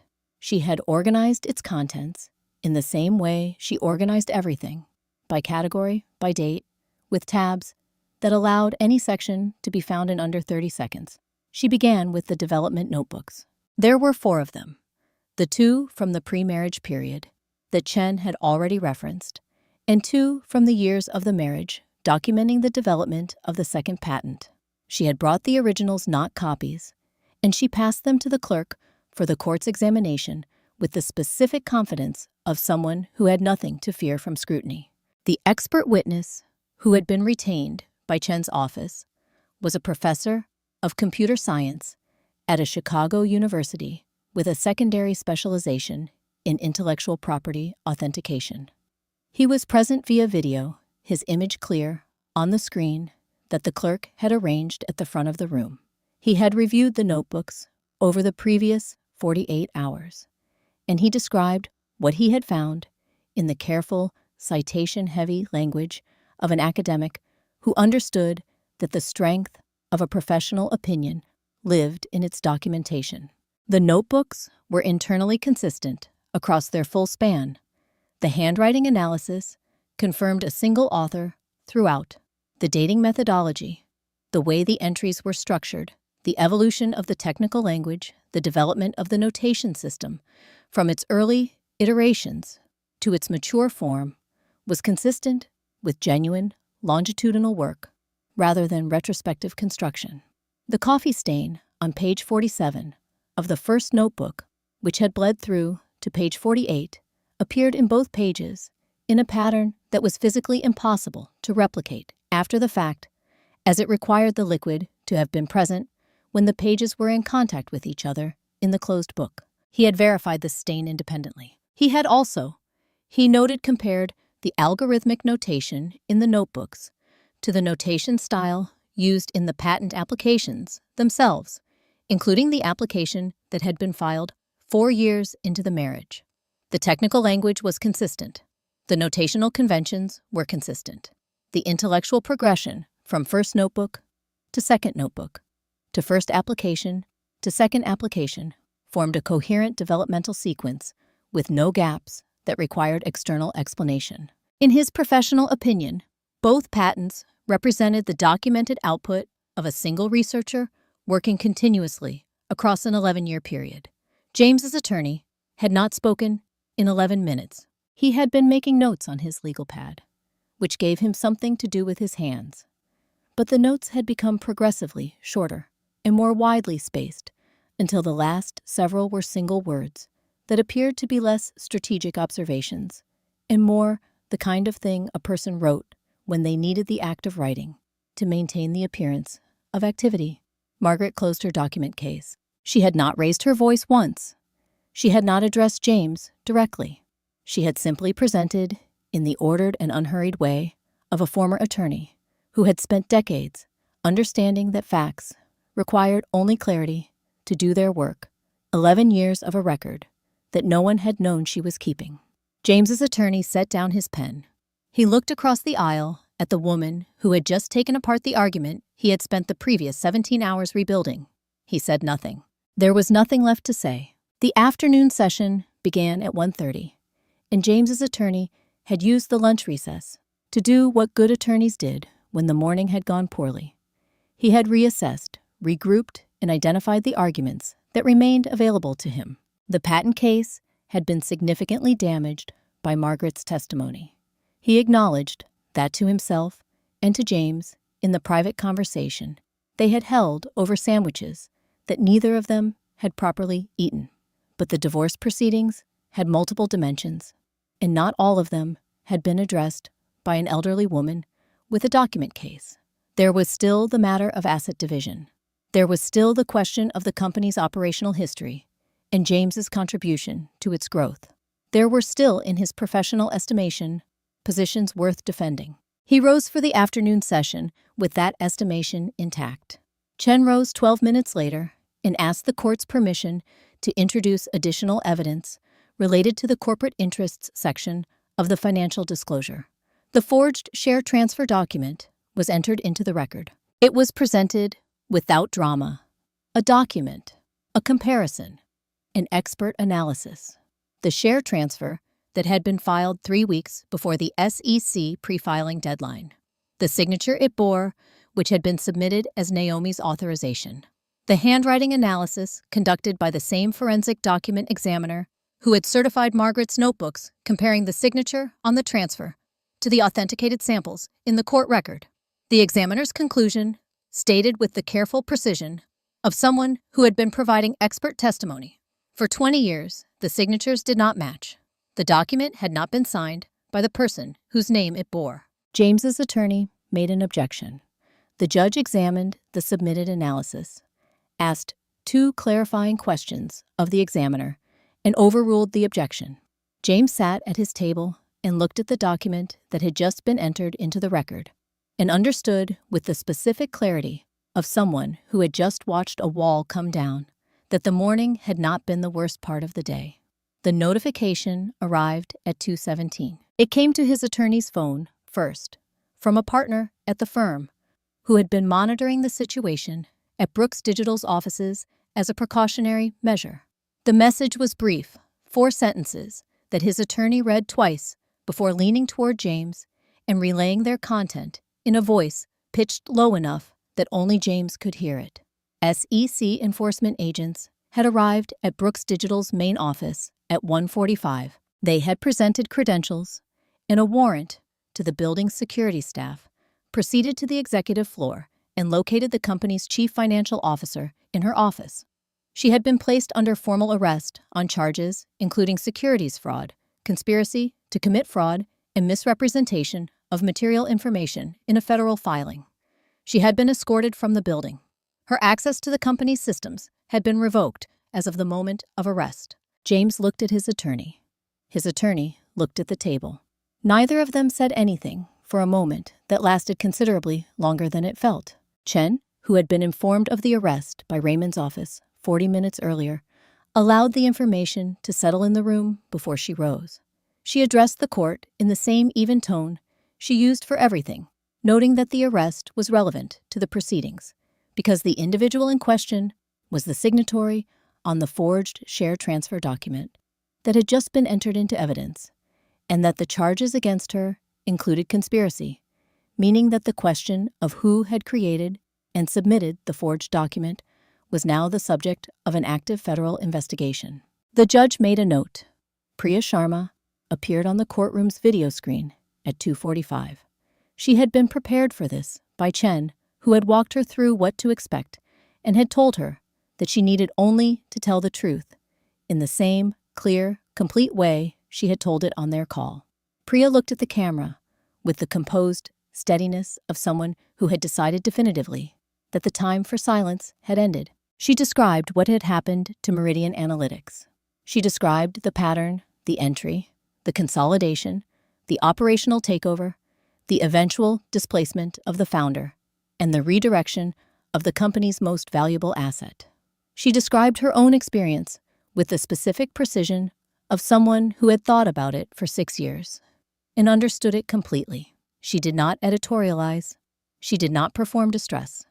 She stated facts in the order they had occurred and answered the questions put to her directly. When James's attorney attempted a cross-examination, Priya answered his questions with the same quality she had brought to Chen's directly, completely, without room for the kind of reframing that cross-examinations were designed to achieve. After 4 questions, he stopped.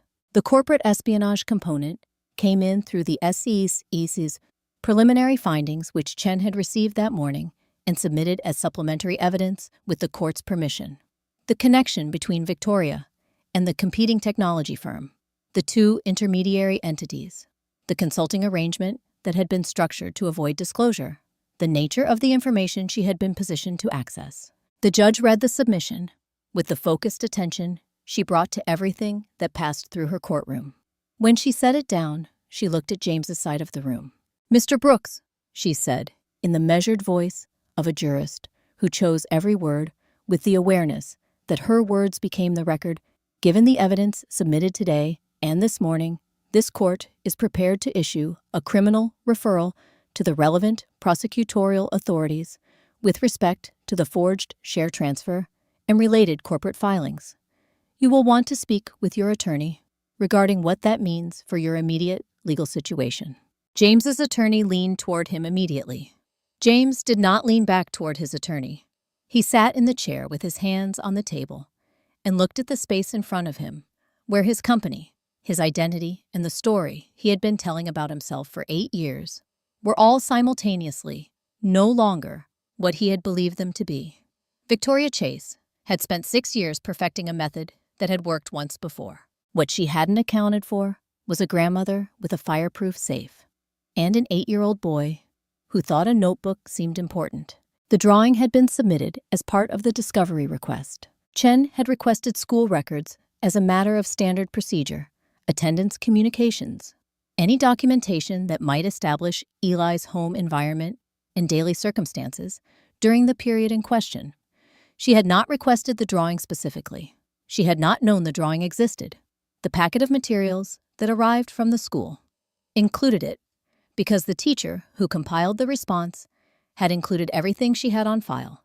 And what she had on file from an art assignment, completed 6 months earlier, was a crayon drawing on standard 11 by 17 construction paper, folded once and labeled on the back in the teacher's handwriting with the student's name and the date. Chen had looked at it for a long time when it arrived. Then she had called Raymond, and Raymond had cross-referenced the date on the back of the drawing against the timeline they had assembled of Victoria's access to the house on Lakeview Drive, and the date fell inside the window they had established, specifically inside a period when James had confirmed in his own financial records multiple instances of what he had categorized as work-from-home activity that had been conducted at the family residence rather than the company's offices. She was not categorized as a family member in those records.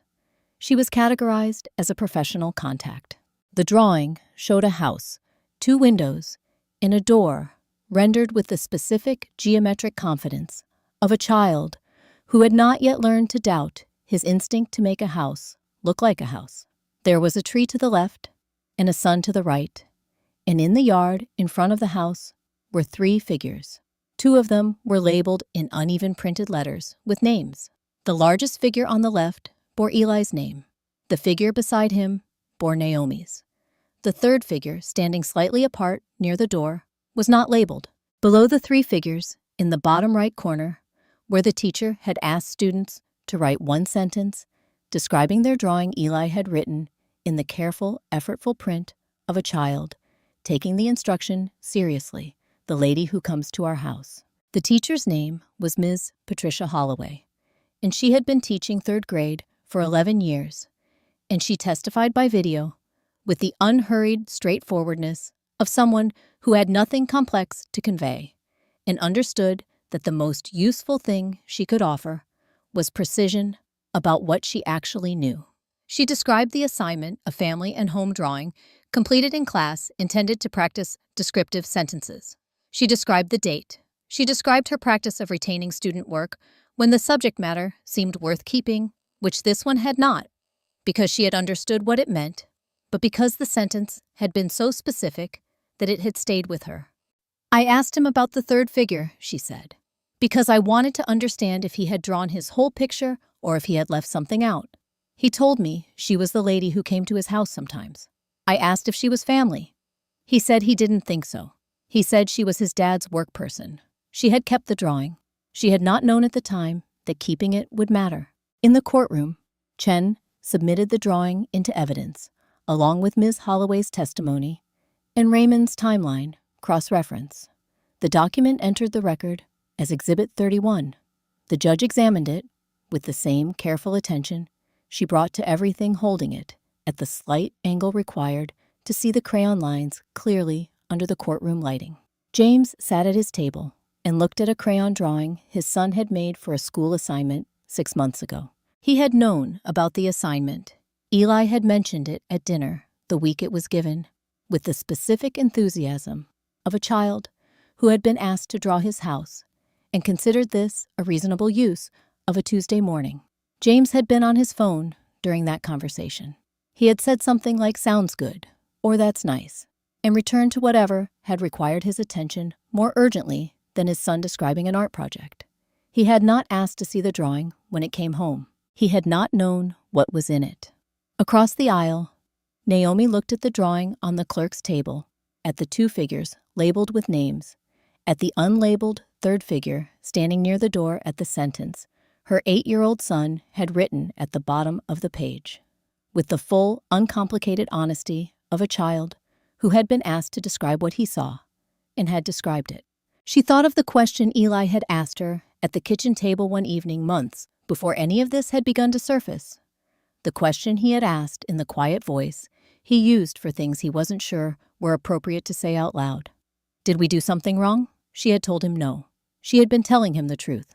The drawing was evidence, not because a child had intended it to be, and not because anyone had placed it with that purpose, but because an 8-year-old had been paying attention to his own life with the honest, unself-conscious accuracy of a person who had not yet learned to curate what he noticed. He had drawn what was there. He had written what he saw. He had done it for an art assignment, and he had done it 6 months before anyone in a courtroom would need to know what was in his house at what time. Ms. Holloway had kept it because the sentence seemed specific. Raymond had found it because Chen had requested everything. The date had fallen exactly where it needed to fall. James's attorney made no objection to Exhibit 31. He had run out of the kind of energy that objections required, the specific, forward-leaning energy of a person who believed that the record could still be shaped in a direction that served his client. That belief had been leaving him incrementally since the morning, and the drawing, which was the smallest piece of evidence in a case that had included patent analyses and forensic document examinations, and the testimony of a 71-year-old former attorney, was somehow the one that finished the job. He looked at it at the crayon house, and the 3 figures, and the sentence at the bottom. And then he set his pen down. An 8-year-old boy had drawn a picture of his family for a school assignment. He had drawn exactly what he saw. It turned out to be exactly what the court needed. The judge issued her ruling on a Thursday morning in April. She was brief, as she always was.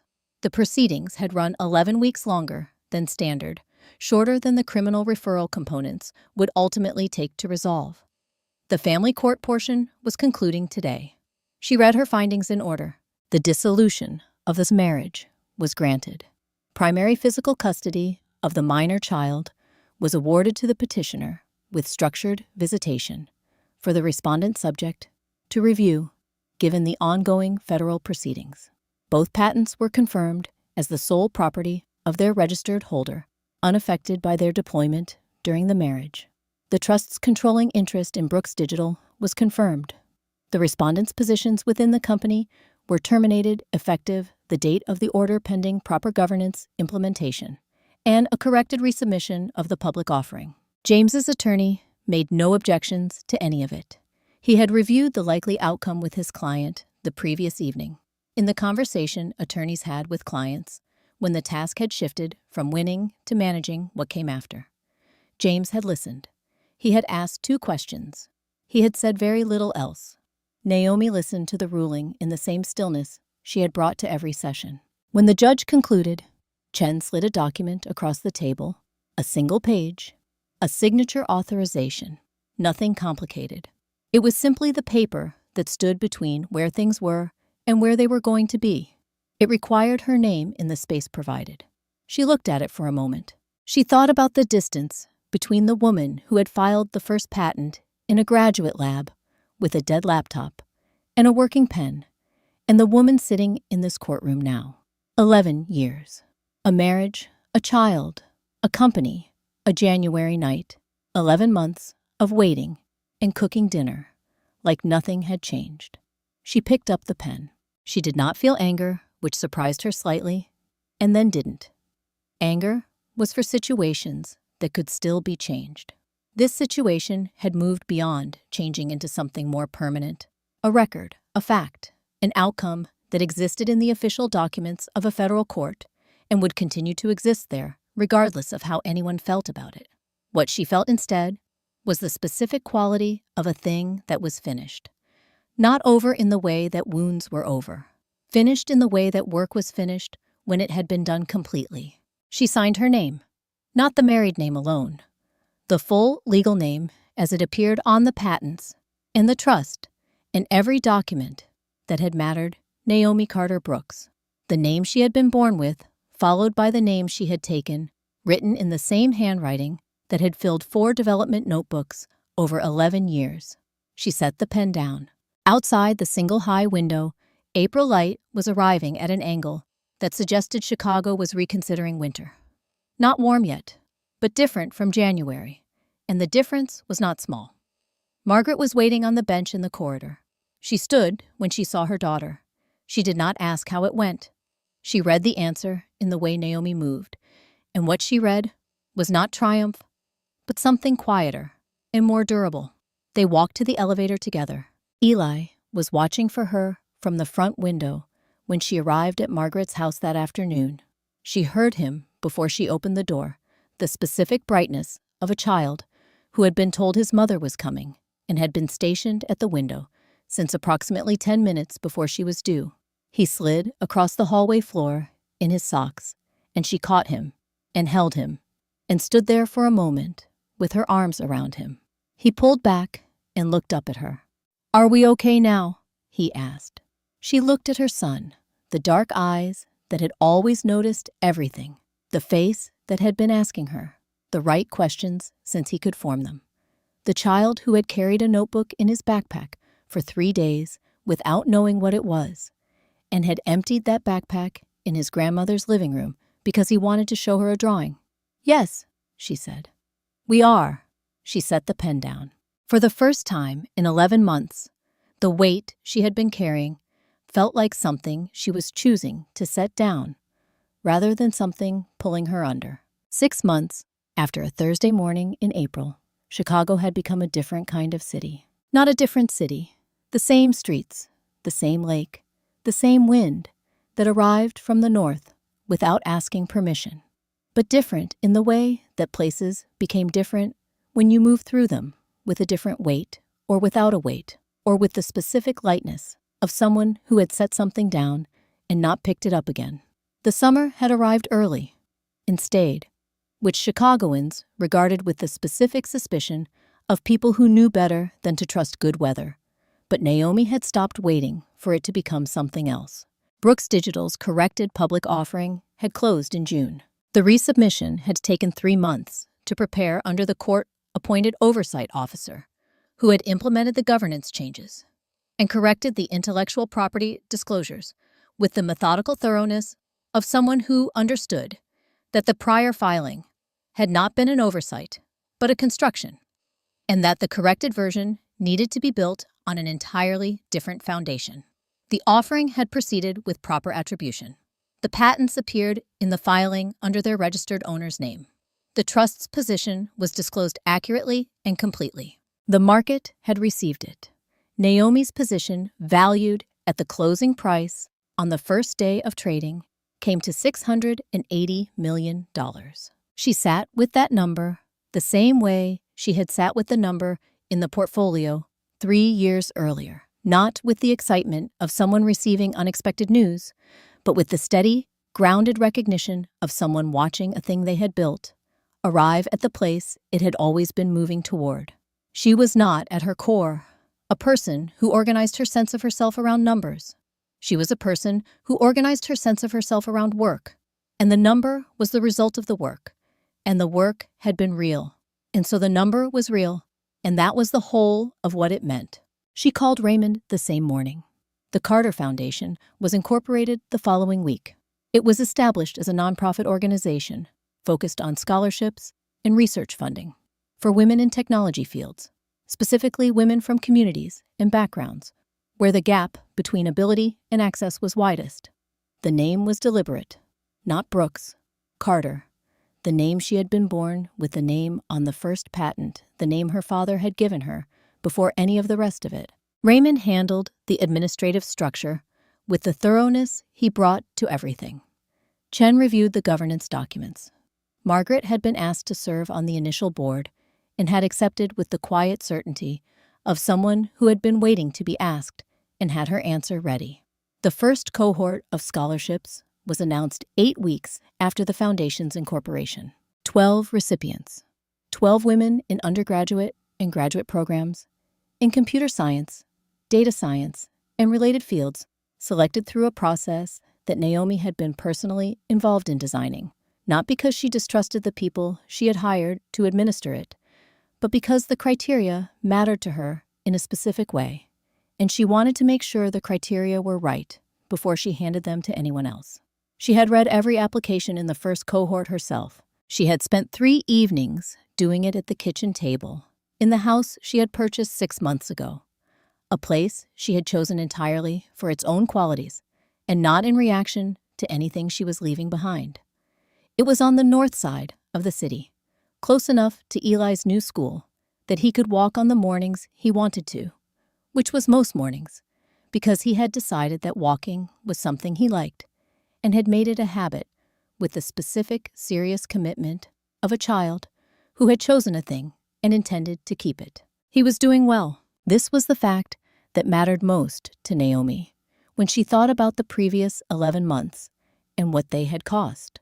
Not the patents, not the company, not the $680 million that now existed in a structure designed to do something real with it. Eli was doing well. He slept through the night without waking. He talked about school with the unprompted enthusiasm of someone whose days contained things worth describing. He had made 2 friends, whose names Naomi had learned by repetition, and whose specific qualities she now knew in the detail that parents knew the people their children brought home. He was in the plainest and most important sense okay. The phone rang on a Tuesday evening in August when Eli was doing homework at the kitchen table and Naomi was making dinner, and the number that appeared on the screen was the one she had not deleted and had not called and had not expected to feel anything particular about. She looked at it. Eli looked up from his homework. He was 9 now, which was different from 8 in ways that were difficult to articulate and obvious in practice. He read his mother's expression with the accuracy he had always had for the things that mattered to her, and he looked at the screen, and he looked back at her. "It's okay, Mom," he said. "You don't have to." She looked at her son for a moment. Then she set the phone face down on the counter and went back to making dinner. The call went to voicemail. She did not listen to the voicemail. She did not need to. Whatever the message contained, it existed in the category of things that had already been addressed by courts, by documents, by 11 months of preparation and work, and the patient accumulation of a record that had said in every jurisdiction that mattered exactly what needed to be said. She was not going back through that door. If this story found you, if something in it arrived at a moment when you needed to hear it, then you already know what it's about. It's about the work that happens when no one is watching.